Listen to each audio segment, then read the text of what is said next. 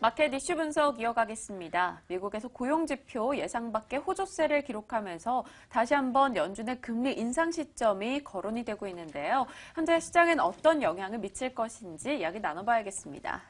네, 일단 미국의 고용은 개선세를 보여줬습니다. 신규 취업자 수도 25만 명을 기록을 했고요. 실업률이 높아지기는 했지만 그만큼 직업을 찾고 있는 사람들이 늘어나고 있다는 것으로 해석이 되고 있어요. 이 때문에 전반적으로 일단 고용은 강하게 개선되고 있다는 평가가 나오고 있는데 어떻게 보고 계신지 MTN의 김종효 연구위원 모시고 이야기 나눠보도록 하죠. 위원님은 어떻게 보고 계십니까? 네, 가장 중요한 시사점은 최근에 채권 가격의 하락을, 즉 수익률의 상승을 안전자산의 비선호 현상으로 바라보면 안 된다는 거죠. 그러니까 안전자산이 비선호되고 있는 것이 아니라 현재 구간에서의 금리 상승은 미국의 성장률 상승, 또 미국의 달러 상승, 미국의 경제의 견조함, 이런 것들을 반영하고 있다고 봐야 될 것 같습니다. 준비된 그림을 보시면 미국제 10년물 수익률이 바닥에서 굉장히 빠른 속도로 올라가고 있고요. 특히 지난 금요일 같은 경우에는 굉장히 크게 반등을 해줬는데 이 반등의 의미 자체는 말씀드렸다시피 이 안전자산의 약세가 아니라 안전자산이 밀려나는 것이 아니라 미국의 성장률 상향에 따른 긍정적인 효과를 반영하고 있다고 봐야 될 것 같고요. 실제로 미국의 고용지표를 살펴보시면 지금 긍정적으로 전환되고 있는 게 굉장히 많습니다. 질적인 부분, 양적인 부분이 동시에 개선되고 있는 거죠. 그래서 지금 임금 상승률도 늘고 있고 실제로 비고용 자체도 증가하고 있고 실업기간도 줄어들고 있습니다. 그래서 미국의 고용이 이렇게 강하게 움직이고 있다면 물가와 고용 자체 이 두 가지가 미국의 금리 정책을 결정하는 가장 중요한 요소인데요. 물가가 예상만큼 빠르게 하락하지 않고 유가 하락분을 제외했을 때 코어 PCI가 올라가는 예를 들어 말씀드렸다시피 집값이 올라가는 그런 모습을 보이는 경우에는 물가는 안정적이고 거기에다가 이렇게 빠르게 고용이 개선되면서 물가를 올릴 만한 요인이 확실해진다는 거죠. 그래서 6월 달에 금리 올리자라는 목소리는 앞으로도 높아질 가능성이 더 있을 것 같고요. 그 다음 또 하나 살펴봐야 될 건 금리를 올리지 않을 이유가 없다는 것입니다. 지금 보시면 미국의 자동차 판매는 정상 수준을 회복했고요. 그다음에 옆에 보시면 지금 고용이 이렇게 빠르게 개선되고 있음에도 불구하고 금리는 전혀 올리지 않고 있거든요. 이 기간이 너무 길어지고 있거든요. 그래서 앞으로 자산 가격의 붕괴라든지 변동성 자체가 존재하는 상황 속에서 계속 이렇게 갈 수는 없다라는 시각이 팽배하게 나타날 것이기 때문에 오늘의 고용지표의 시사점은 미국 경제의 견조함을 보여주었고 미국 경제의 견조함이 앞으로 금리 인상과 관련된 논란을 계속 불을 지필 것이다. 이렇게 좀 이해해봐야 될 것 같습니다. 네, 사실 이 경제 얘기할 때 빼놓을 수 없는 게 또 통화 부분 아니겠습니까? 그렇죠. 이 환율 부분 저희가 소리 없는 총성 이야기도 자주 언급을 드렸었는데 이 달러 강세는 나날이 좀 가팔라지고 있는 양상입니다. 이에 대해서는 어떻게 판단해야 되는지도 좀 붙여주신다면요. 네, 최근에 이제 준비된 그림 하나 보시면요. 환율에 따라서 증시의 흐름이 어떻게 흘러가고 있는지가 명확하게 나옵니다. 달러 대비해서 약세를 보이는 통화들이 증시도 전반적으로 강세를 보이고 있는 양상이죠. 독일 유로와 독일 닥스가 같이 가고 있고요. 엔화와 니케이가 같이 가고 있고요. 상해 주급 지수와 위안화의 약세 흐름이 같이 가고 있습니다. 반대로 원화는 굉장히 좁은 틀 안에 머물면서 지금 종합주가 지수 자체도 그 영역에 머물고 있거든요. 그러니까 만약에 원화가 똑같이 1,200원 이런 식으로 흘러갔다면 코스피도 좀 오르지 않았을까라는 생각을 단순하게 해볼 수 있는데요. 글로벌 통화 시장에서 이렇게 달러 강세가 일방적으로 몰려간다면 다른 통화들은 더 자신의 통화들을 낮추기 위한 노력들을 하겠죠. 그래서 글로벌 통화 전쟁에 전반적으로 좀 소외되고 있는 한국 증시의 흐름을 우리가 다시 한번 이해해 볼 수 있다는 점에서 중요한 시사점이 있고요. 그 다음은 우리가 이제 또 살펴봐야 될 건 뭐냐면 원화 이런 국가나 흐름 속에 수출주들의 실적이 과연 좋게 나올지가 불분명하다라는 것입니다. 이런 부분과 함께 앞으로 그렇다면 증시에 대한 대응 전망도 지수 의미 없다라고 보고 있고요. 여전히 종목별 대응이 아직까지는 유효하다라는 결론도 내려볼 수 있을 것 같습니다. 종목별의 대응이 중요하다면 그 종목들에 대한 이슈들도 좀 점검을 해봐야겠죠. 그쵸. 이 글로벌 건설 기계 관련주들에 대한 이야기 앞서서 시황에서도 나눴었는데 최근 들어서 수요 부진에 대한 우려가 커지고 있습니다. 미국 시장에서도 캐터필라 주가가 좀 힘을 못 추리고 있는 상황인데요. 앞으로 좀 어떻게 보십니까? 미국은 좋은데 나머지가 다 안 좋다라는 거죠. 그래서 이제 이들 종목이 좋을 수가 없는 겁니다. 그러니까 준비된 그림을 보시면 글로벌 건설기계 주가 동향이 대부분 다 좋지가 않아요. 주가 많이 내렸음에도 불구하고 반등의 영역을 좀처럼 찾아나가지 못하고 있고요. 실제로 미국은 좋다라고 하는데 캐터필러 같은 경우에는 미국 비중보다는 글로벌 비중이 더 높았고 과거 주가가 좋았을 때가 중국이라든지 이런 이머징 쪽에서 워낙 좋은 실적을 보여서 주가가 좋았던 거거든요. 그러니까 최근에 바닥까지 떨어졌다가 바닥 부근에선 그나마 반등을 좀 보여주고 있는 양상인데요. 추세적으로 돌아설지 여부는 아직까지는 좀 굉장히 미미하다 이렇게 봐야 될 것 같습니다. 그래서 미국을 제외한 나머지 특히 이머징 수요가 얼마만큼 증가하느냐, 특히 뭐 인도를 비롯한 중국을 제외한 나머지 이머징 국가들의 수요가 과연 얼마만큼 증가하느냐에 따라서 이들 종목군들의 흐름이 좌우될 수 있다 이렇게 보셔야 될 것 같습니다. 네, 분명 아쉬운 부분이 조금 있을 것 같습니다. 하지만 이 두산 인프라코어 같은 경우는 저희가 참 오랫동안 밥캣 이야기를 했는데 최근 들어서 드디어 밥캣이 실질적으로 매출에 기여하고 있다는 소식이 전해지고 있는데요. 이에 대해서는 좀 긍정적인 기대할 수 없는 것인가요? 어떻게 보십니까? 이 종목은 결론적으로 말씀드리면 성장 기대감도 있지만 한계도 뚜렷한 기업입니다. 그래서 기대를 좀 낮추는 것이 투자 전략의 핵심이라고 보고 있고요. 준비된 그림을 보시면 말씀하셨다시피 밥캣이 성장하고 있습니다만 정말 눈에 띄는 속도로 빠르게 성장하고 있느냐? 그렇지는 않고요. 그 옆에 이제 그림을 보시면 엔진 부분에 이제 매출이 빠르게 성장하고 있는데 엔진 부분의 전체적인 이 종목의 전체 매출 대비 비중이 워낙 작습니다. 그러니까 이익은 빠른 속도로 증가하지만 그 속도 자체가 아주 빠를 수는 없다라는 점에 우리가 초점을 맞춰봐야 될 것 같고요. 한계는 뭐냐면 지금 조금 짙은 색으로 표시되고 있는 게 이자 비용인데 영업이익이 줄어든 상황에서 이자 비용은 꾸준하게 많이 발생하고 있다는 거죠. 재무구조 자체가 굉장히 안 좋습니다. 그러니까 이 기업의 현금 흐름은 빠르게 개선될 수가 없는 거고요.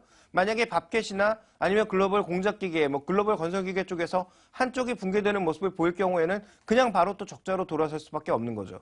그러니까 이 종목은 지금 성장에 대한 모멘텀도 확실하지만 반대로 금리가 올라갈 경우라든지 아니면 사업부 전망이 예상대로 흘러가지 않았을 경우 받을 수 있는 타격도 뚜렷한 한계가 정말 뚜렷한 기업이다라고 좀 보셔야 될 것 같습니다. 그래서 이 종목에 대한 투자 전략은 그렇다면 어떻게 봐야 될까요? 기대 수익률을 굉장히 낮추고 바라볼 수밖에 없다. 그렇지만 주가 자체가 워낙 안 좋았고 올해 실적은 턴어라운드 기대감 자체가 있기 때문에 그건 지금 이 가격에 팔아야 되느냐? 그렇진 않다라는 거죠. 가지고 계시다면 보유 정도, 만약에 신규 매수를 고려하고 계시다면 조정 시 매수와 짧은 트레이딩을 병행하는 그런 전략이 좀 바람직할 것 같고요. 증권사들 쪽에서의 전체적인 투자 의견이 한 13,000원에서 15,000원 정도에 형성되어 있는데 제가 보기에는 만약에 실적이 조금 더 개선된다면 그거보다는 조금 더 레벨이 높아질 수는 있다. 다만 과거처럼 2만 원, 3만 원 이렇게 높은 주가를 예상하기에는 굉장히 어렵다라고 보고 있습니다. 근데 비단 두산 인프라코어뿐만 아니라 대부분의 대형주들이 약간 네. 좀 실적에 대한 우려가 있는 것 같아요. 때문에 코스피는 지지부진한 반면 코스닥은 꾸준한 상승세를 보여주고 있습니다. 코스피가 지금의 흐름에서 좀 탈피하고 좀 더 상승을 모색할 수 있을 만한 방안은 어디에 있을까요? 일단 핵심은 여러 번 언급드렸습니다. 다른 시간을 통해서도 그렇고 이 시간을 통해서도 여러 번 언급드렸는데요. 달러와 유로 이런 환율 흐름이 결국 지금 시장의 가장 중요한 드라이버라는 거죠. 유가도 물론 중요한 드라이버가 되고 있습니다만 유가보다는 환율이 더 중요한 드라이버라고 보고 있습니다. 그래서 환율 흐름 자체가 바뀌어야 된다고 보고 있는데요.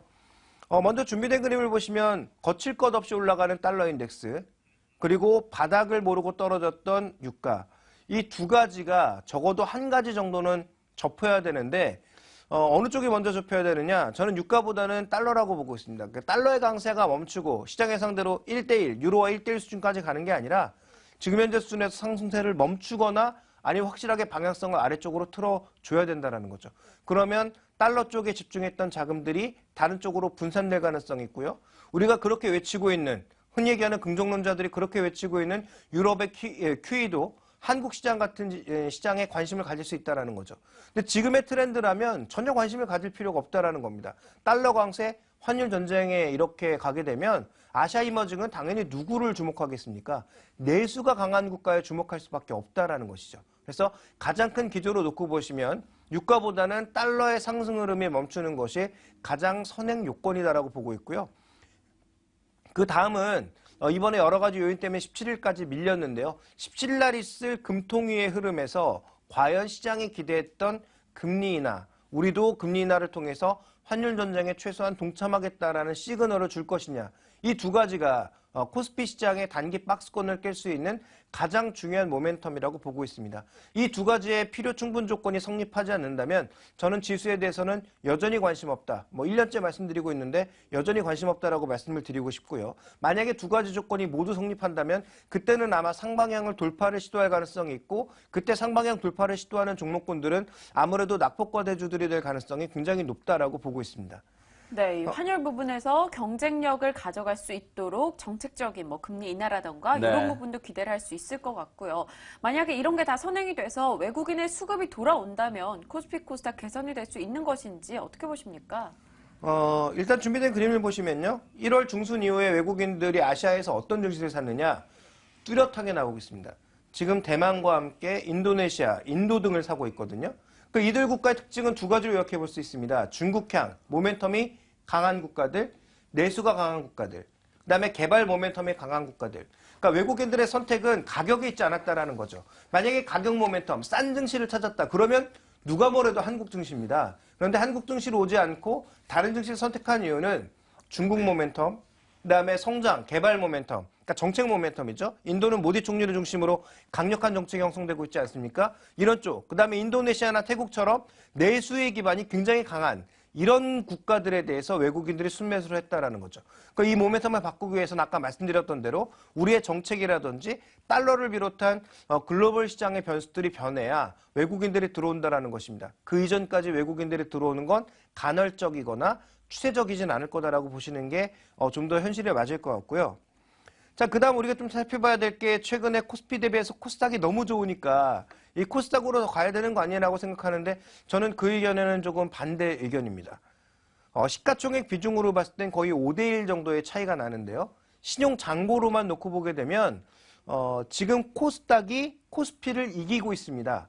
그러니까 5분의 1밖에 안 되는 시장에서 신용잔고만 놓고 봤을 때 코스피보다 더 많은 신용잔고가 쌓이고 있다는 거죠. 그러니까 다 빚으로 사고 있다는 얘기입니다. 그러면 최근에 코스닥 시장에서 신용잔고가 늘어나면서 주가가 올라가고 있는 기업들에 대해서 우리가 단기적인 관심까지는 필요할 수 있습니다. 왜냐하면 단기적으로 하루 이틀 정도 더 오를 수 있겠죠. 그런데 만약에 이게 정말 터지게 되면 이 종목들의 주가 하락은 만약에 유가증권 시장과 똑같이 빠진다고 하더라도 변동성은 두세 배 더 늘 수 있다라는 것입니다. 그래서 지금 빚잔치를 벌이고 있고 이런 표현이 적절할지 모르겠습니다. 코스닥 시장은 지금 탐욕의 시간이다라는 거죠. 그래서 이런 탐욕의 잔치를 즐기는 것이 단기 수익률을 높이는 데는 필요하지만 누구나 자기는 바보가 아니어서 이런 탐욕의 시간에 빠져나올 수 있다고 생각하지만 대부분의 투자자들이 빠져나오지 못하고 그래서 튤립 투기에 당하고 철도 투기에 당하고 IT 투기에 당하는 거죠. 그래서 제가 보기엔 이미 낮은 가격에 참여를 해서 충분히 수익률을 누리신 분들은 어느 정도의 변동성이 있더라도 뒤늦게 빠져나와도 수익을 거둘 수 있겠지만 지금 참여하게 될 경우에는 정말 이 탐욕의 시간에서 패닉으로 빠질 수 있다는 거죠. 그래서 코스닥 시장에 과열된 종목군들의 신규 매수에 대해서는 조금은 저는 주의하시라라고 말씀드리고 싶고요. 오히려 긴 관점에서 접근한다면 여전히 침체에 빠져있는 유가증권 시장의 대형주들, 그중에서도 밸류에이션이 PBR 기준으로 정말 싼 종목군들을 사서 오래 기다리시는 게 승률, 확률적으로는 더 높다라고 판단하고 있기 때문에 코스닥 시장의 종목군들 단기 투자는 유효하나 중장기적으로는 빠져나올 시즌이 다가오고 있다는 점에 말씀드리겠고요. 그럼 그게 오늘이냐 내일이냐 여기에 대해서는 확신할 수는 없습니다만 조만간 다가오고 있다는 거에 대해서는 거의 100% 확신하고 있습니다.